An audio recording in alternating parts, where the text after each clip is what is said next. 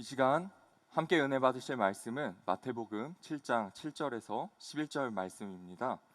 마태복음 7장 7절에서 11절 말씀인데요.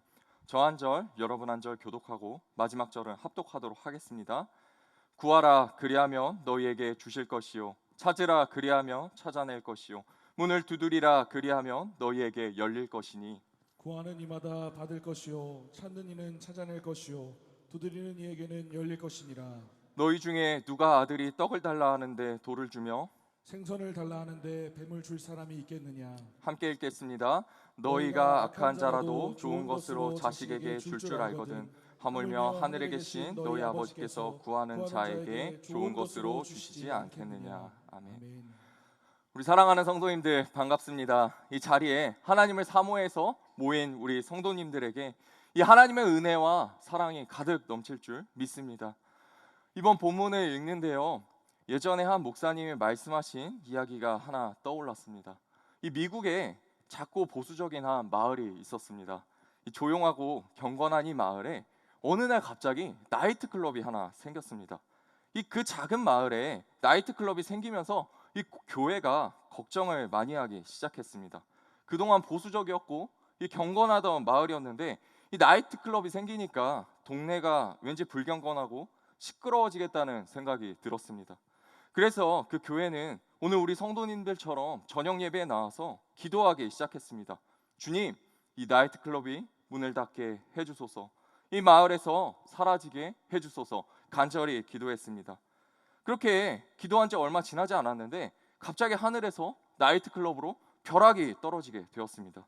그리고 나이트클럽에 불이 났고 나이트클럽은 완전히 없어졌습니다. 그때 나이트클럽 주인이 이 교회를 상대로 소송을 냈습니다. 교회가 기도했기 때문에 그 기도로 하늘에서 벼락이 내렸고 우리 클럽이 다 불타게 되었으니 교회에서 손해배상을 해야 한다고 말했습니다. 그러자 교회는 변호사를 사서 변호하기 시작했습니다. 기도해서 그런 일이 일어나는 것이 아니다. 그러니까 우리 잘못이 아니다. 이렇게 싸우게 되었습니다. 그 재판의 과정에서 재판장이 이렇게 말했다고 합니다. 나는 교회가 기도한다고 이런 일이 일어나는지 일어나지 않는지 모르겠습니다. 하지만 확실하게 하나 알 수 있는 것은 이 나이트클럽 주인은 기도의 능력을 믿고 있고 이 교회는 기도의 능력을 믿지 않는다는 사실입니다. 우리 사랑하는 성도 여러분, 여러분들은 기도의 능력을 믿으십니까? 이 내가 힘들고 어려울 때, 낙마하고 넘어졌을 때, 남들에게 말하기 어려운 고통으로 신음할 때 하나님이 그 문제를 해결해 주신다고 믿으십니까? 혹은 내 삶 속에 올려드리는 기도 제목을 하나님께서 반드시 응답하신다고 생각하십니까? 제가 맡고 있는 초등부 아이들에게 하루는요, 제가 기도하는 방법을 알려주었습니다. 그런데 하루는 어떤 친구가 제게 와서 이렇게 물어보는 거예요. 목사님, 제가 동생이 생기게 해달라고 기도했는데요, 왜 하나님은 들어주시지 않는 걸까요? 그래서 제가 깜짝 놀랐어요. 그런데 옆에 있는 친구가 이렇게 말했습니다. 그건 네가 믿음이 없어서 그래. 저는요, 그 이야기를 듣고 더 깜짝 놀랐습니다. 우리 사랑하는 성도님들, 우리는 하나님께 기도하는데 응답이 되지 않는 것 같을 때가 있습니다.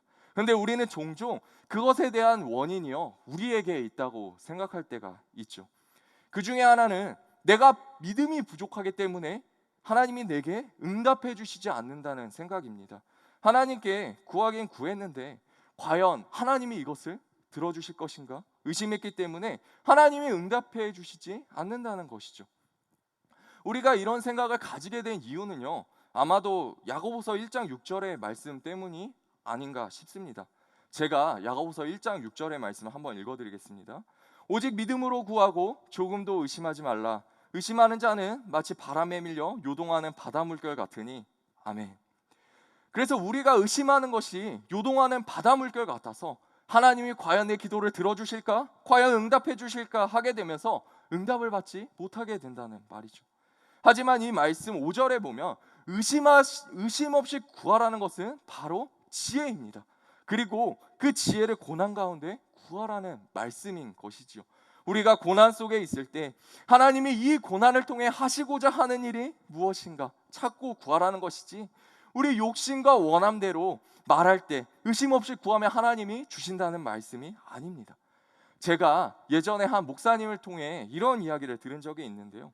어느 할머니께서 교회를 가셨는데 교회에서 목사님 설교를 듣고 큰 은혜를 받았다고 합니다. 그 설교의 내용은 믿음으로 구하면 겨자씨만한 믿음이 있어도 이 산더러 저 산으로 가라고 해도 옮겨질 것이다 라는 말씀이었습니다. 할머니께서 이 큰 은혜를 받고 집으로 돌아가시는데 이 집 앞에 있는 사과나무가 영 거슬렸습니다. 그래서 그날 하나님, 저 나무가 뽑혀서 집 뒤에 심기게 하여 주시옵소서 간절하게 기도하시고 아침에 일어나 나가 보았습니다. 우리 사랑하는 성도님들께 여쭤보겠습니다. 그 사과나무가 집 뒤에 심겨져 있었을까요? 안 심겨져 있었을까요? 네, 감사합니다. 그 사과나무가요 옮겨지지 않았습니다. 이 할머니가 너무 실망을 하셔서 그 목사님을 찾아갔습니다.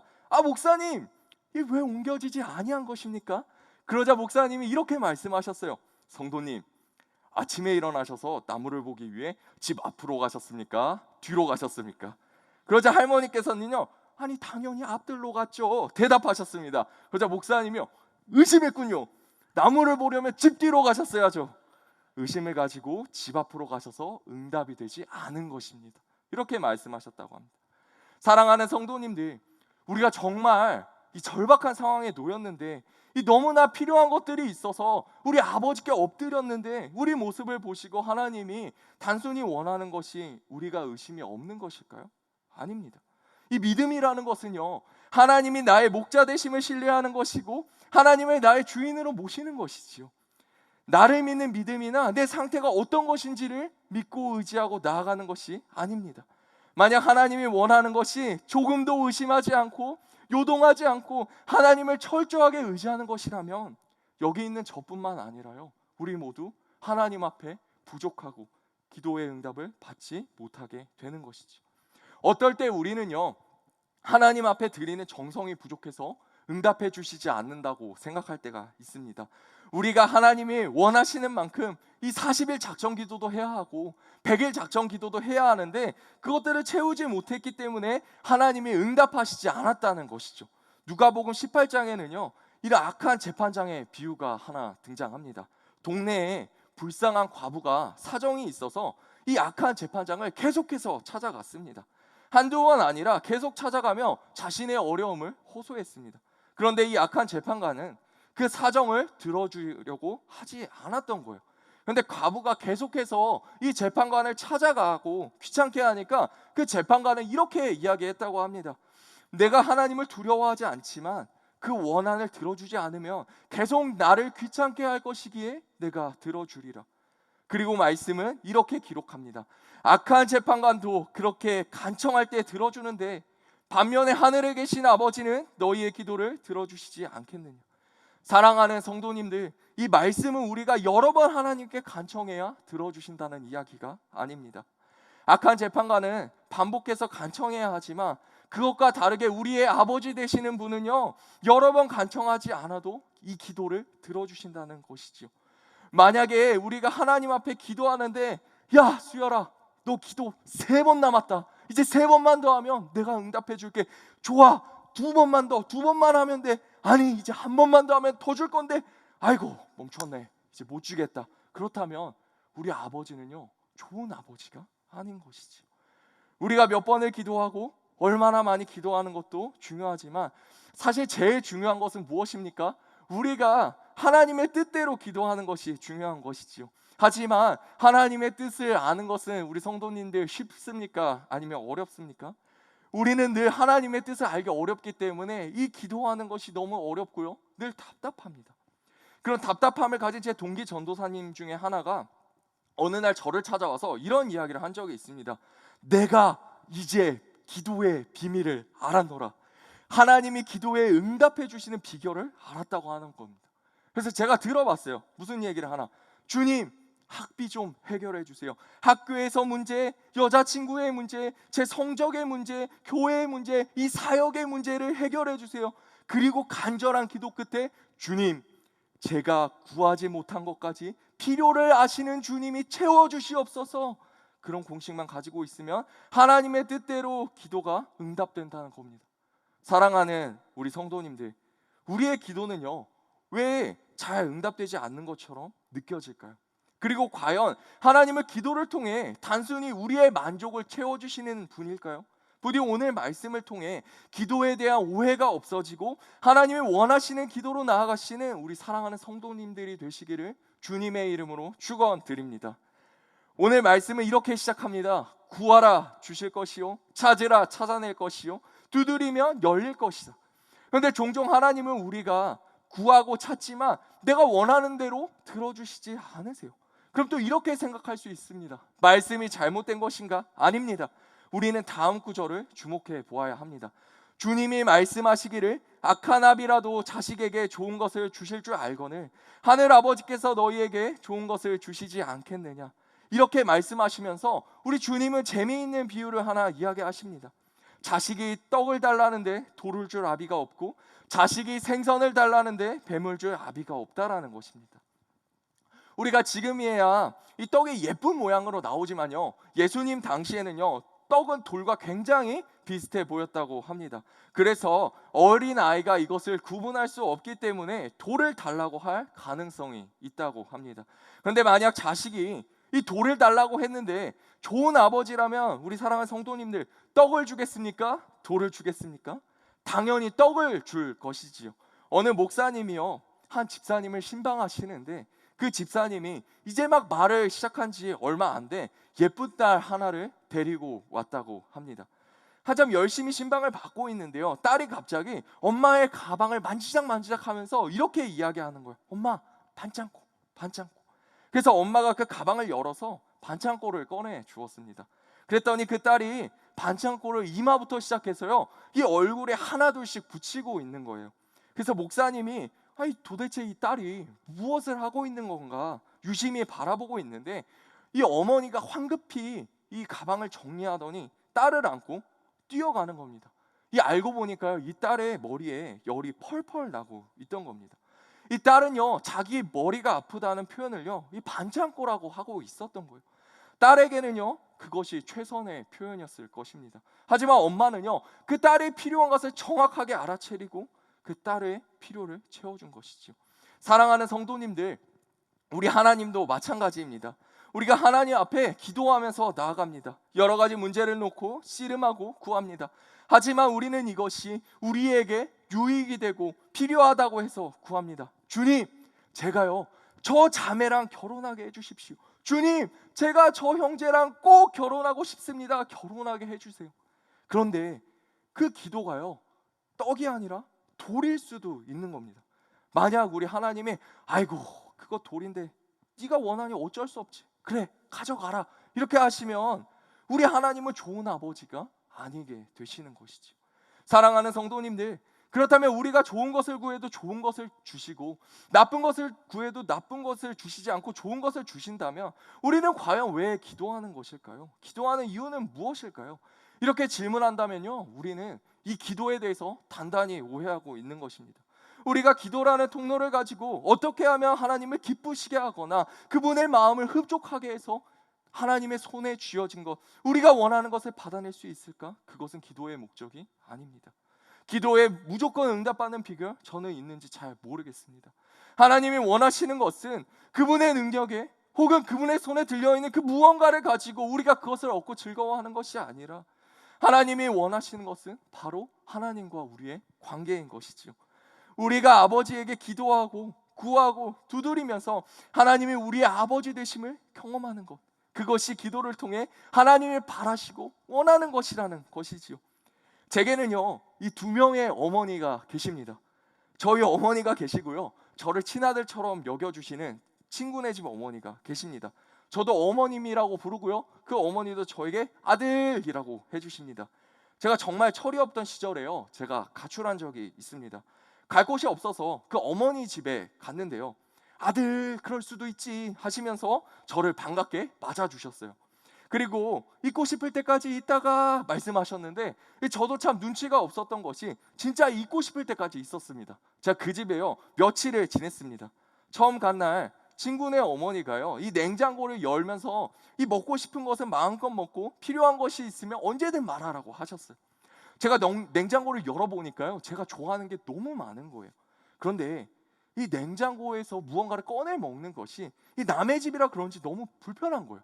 필요한 것이 있으면 말하라고 하셨는데 제가 필요한 것이 있었는데 이 말하는 것이 도저히 불편해서 필요한 것을 말하지 못했습니다. 제가 가출을 마치고 이제 집으로 갔는데요. 정말 그렇게 행복할 수가 없었습니다. 역시 우리 아버지 집이 최고입니다. 이 돌아온 이 탕자를 부모님이 반겨주시고 냉장고를 열고 싶은 대로 제가 열어도 되고요. 그렇게 필요한 것도 제가 갖고 싶은 대로 갖고요. 이 먹고 싶었던 치킨도 이 아버지의 돈으로 마음껏 시켜 먹었습니다. 그러면서 역시 우리 아버지가 최고구나 했던 적이 있습니다.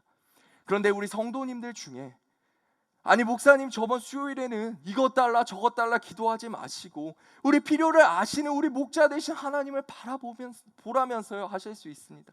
사랑하는 성도님들, 하나님 앞에요 마음껏 구해보십시오. 필요한 것, 원하는 것 두려워하지 마시고 마음껏 구해도 보시고 두드려도 보시고 찾아보시고 아버지 앞에 나아가도 보십시오.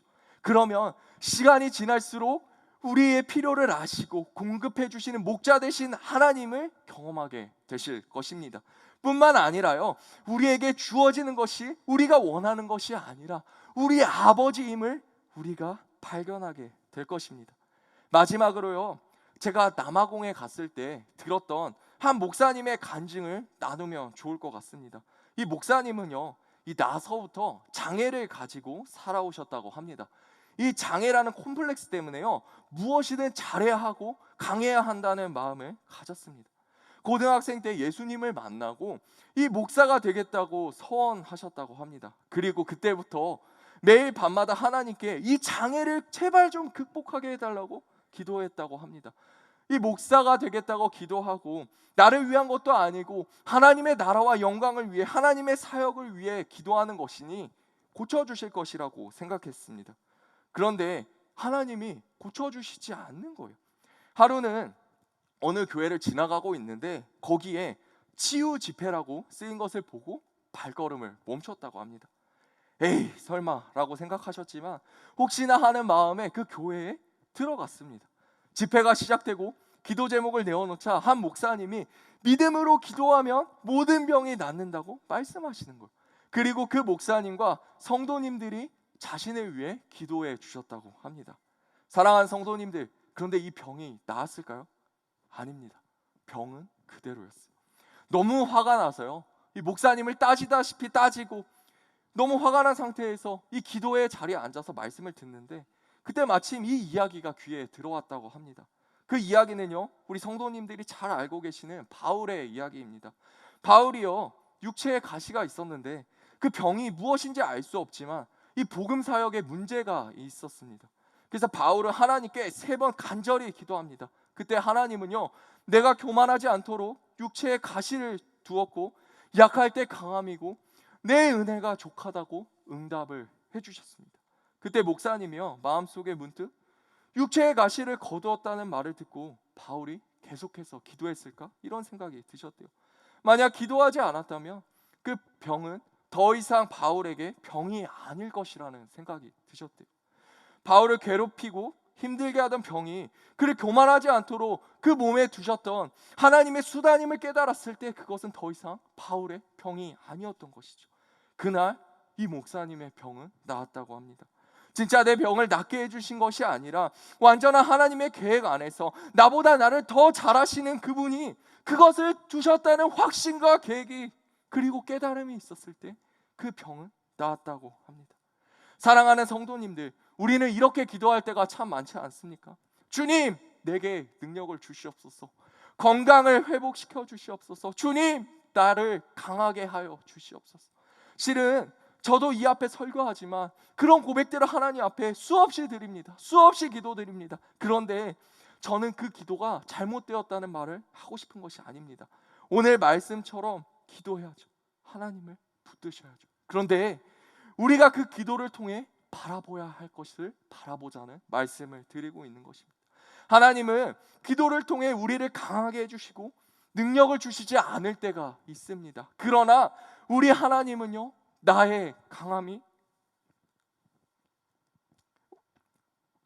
우리 하나님은요, 나의 강함이 되어주십니다. 나의 능력이 되어주시고요, 나의 소망이 되어주십니다. 우리가 기도를 통해서 깨달아야 하는 것은요, 우리가 하나님으로부터 원하는 것을 얼마나 취할 수 있는가, 내가 얼마나 영향력 있는 사람이 될 수 있는가가 아니라, 나는 약하지만, 내 삶은 여전히 힘들고 부족하지만 여호와 하나님만이 나의 강함이시고 나의 산성이시고 나의 아버지가 된다는 사실을 경험하는 것인 줄 믿습니다. 사랑하는 성도님들, 혹시 삶의 문제로 수많은 기도 제목으로 이 자리에 나오신 분들이 계십니까? 마음의 쓴뿌리로 남들에게 말 못할 고통으로 아파하시는 분들이 계십니까?